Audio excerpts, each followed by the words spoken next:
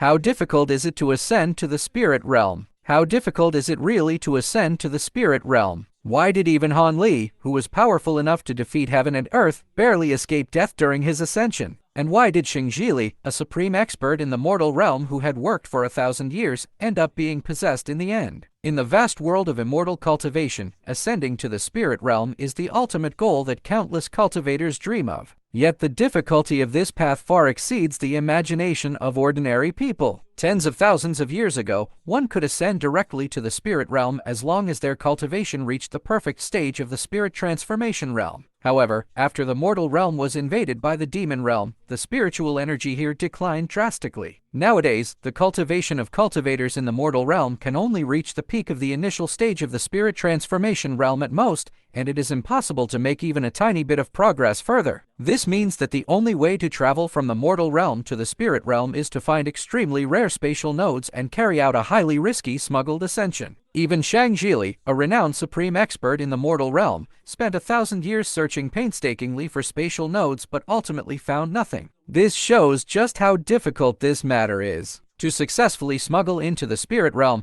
Han Li made preparations for nearly 200 years, taking every step cautiously and solidly. The first step in Han Li's preparations was to improve his cultivation. After advancing to the initial stage of the spirit transformation realm, he did not slack off at all and kept practicing the Qingyun sword art until he reached its perfect realm. As an exquisite cultivation technique, the Qingyun sword art, when in its perfect state, could greatly enhance his attack power, giving him an extra layer of self-protection against unknown dangers. Immediately after, he made every effort to consolidate his cultivation at the peak of the initial stage of the spirit transformation realm, ensuring that he had a more abundant supply of magical power to rely on when facing potential crises. Tempering the strength of his physical body was equally crucial. When traversing spatial nodes, the power of spatial storms is terrifyingly immense. One slight carelessness would result in being torn to pieces. Therefore, after reaching the spirit transformation realm, Han Li began to practice the bone tempering art frantically. The process of practicing the bone tempering art was extremely painful. It required constantly washing the bones with spiritual energy and reshaping the foundation of the physical body. To speed up his cultivation progress, Han Li also used the dragon scale fruits he obtained from Feng Shi. The dragon scale fruits contained vast life force and special energy,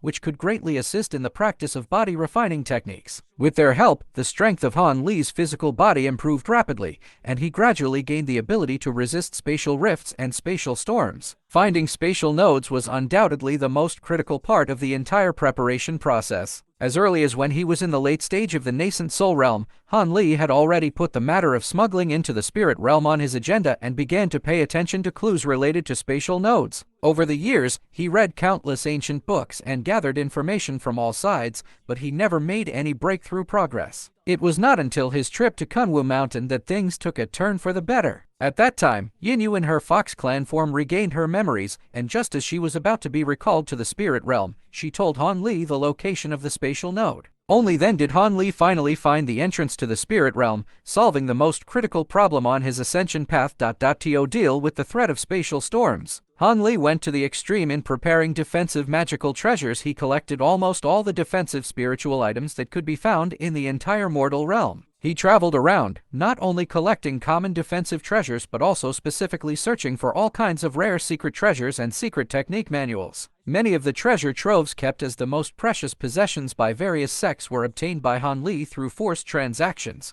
with his spirit transformation realm cultivation as leverage. However, Han Li was not unreasonable. He would offer equivalent precious resources as compensation. Although those sects were unwilling, they had no choice but to accept. Nan Gongwan also provided important assistance to Han Li on his ascension path. She gave Han Li the precious Liuding Heavenly Armor Talisman. This talisman had a unique effect. It could absorb the heaven and earth spiritual energy around it to form an indestructible defensive shield. As long as there was sufficient heaven and earth spiritual energy in the surrounding environment, this shield was like an absolute defense that could hardly be broken through. Later, during the ascension process, it was precisely this Liuding Heavenly Armor Talisman that helped Han Li block a fatal spatial rift. At that time, Han Li's magical power was almost exhausted in the spatial storm, and this defense undoubtedly became his ultimate trump card for survival. In addition, the Tongshan spiritual treasure 8Z ruler that Han Li obtained from Kunwu Mountain also played a significant role in resisting the spatial storm. The 8Z ruler contained 8 kinds of spiritual auras. At critical moments, it could release powerful protective energy, reducing the impact of the spatial storm on Han Li and buying him time to catch his breath. Besides all these thorough preparations he made for himself,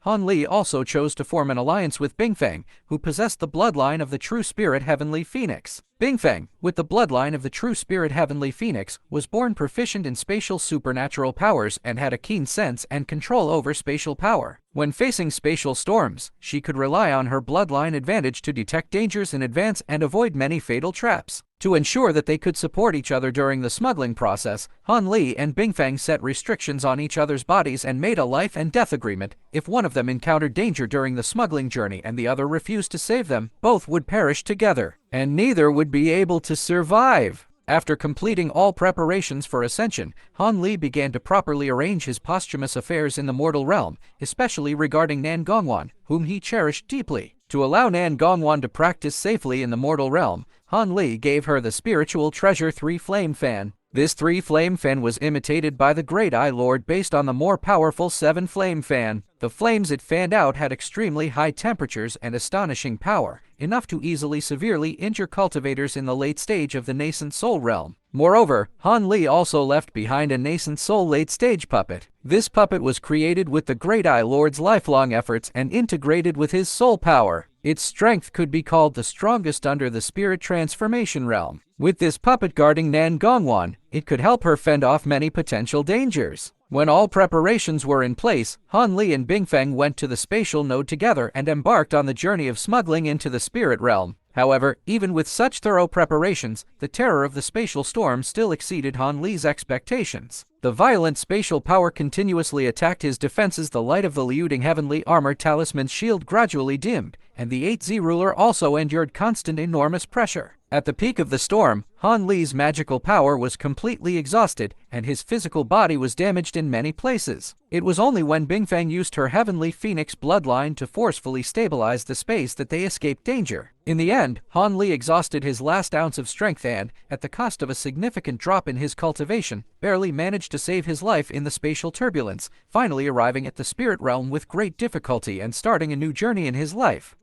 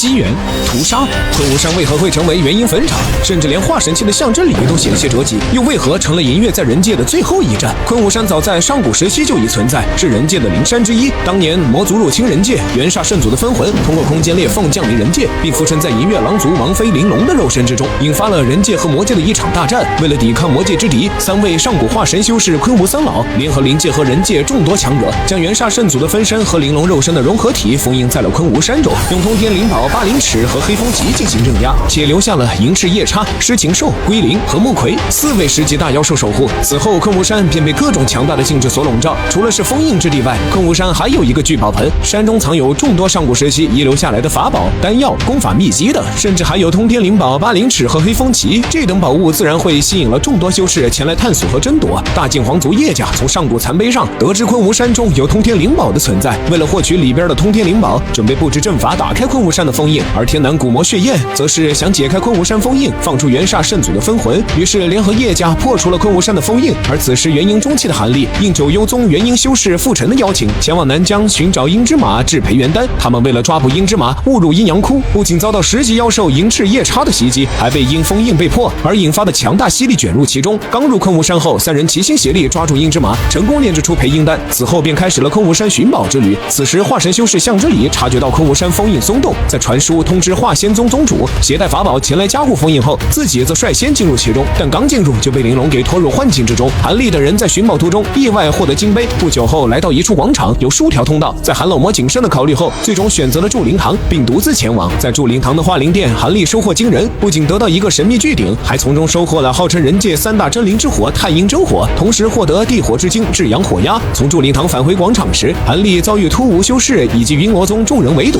阴罗宗大长老钱老魔此前就因鬼罗分一事盯上韩立，而韩立也想从他那里得到南宫丸封魂咒的解除之法。此刻仇人相见，分外眼红，但奈何对方人多势众，韩跑跑后退半步，祭出3焰扇击退众人，并成功摆脱追击。随后去往昆吾殿，一路布满艰险，先是遇到金瓷陵墓产生的金瓷重光，其对法宝和肉身破坏力极强，韩立艰难抵御。接着又碰上北极元光，凭借2仪环成功抵御，一番波折之下，最终抵达昆吾殿。在殿内，为了夺宝，各方势力加入混战，玄岩龟等妖为了重获自由，抢夺本命牌也加入了混战。最终韩立夺得10级妖兽玄岩龟的本命牌和红色书卷。在返回广场途中，韩立巧用2仪环的阳环控制北极元光，收服了玄岩龟，还借此灭杀了钱老魔，得到了解除封魂咒的方法。毕竟老魔只能有一个。回到广场后，因银月感知到这魔塔的召唤，随即韩立便赶向这魔塔。就在到达第8层时，通天灵宝巴灵尺突然现世，瞬间引发各方势力疯狂争夺。关键时刻，玲珑现身，知悉了玲珑与银月本为一体，